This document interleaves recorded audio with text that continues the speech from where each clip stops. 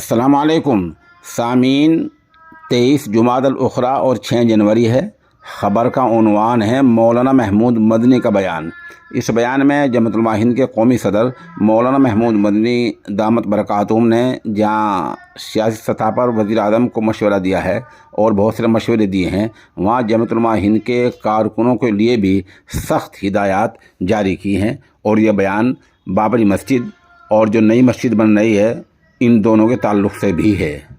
ایک بات یہ کہی جاتی ہے ایودھیا سے متعلق کہ وہاں مسجد بنائی جا رہی ہے، ہمارے وزیر اعظم جائیں گے، اس کا افتتاح کریں گے، ایسی خبریں آ رہی ہیں۔ تو ہم اس بارے میں بہت واضح طور پر دو بات کہنا چاہتے ہیں۔ ایک تو یہ کہ ہم اس فیصلے کو جو ایودھیا کے بارے میں آیا ہے کورٹ کی طرف سے، اس فیصلے کو صحیح نہیں مانتے ہیں۔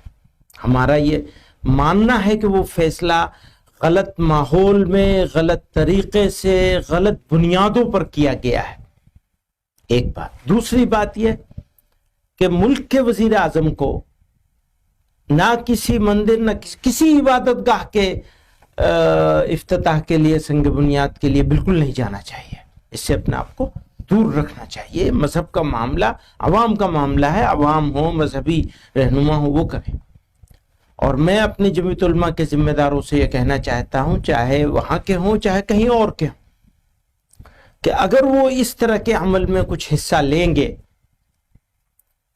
چاہے ان کا حصہ لینا زبانی بیان کے ذریعے سے ہو یا عملی طور پر ہو، ایسے لوگوں کے خلاف تادیبی کارروائی کی جائے گی۔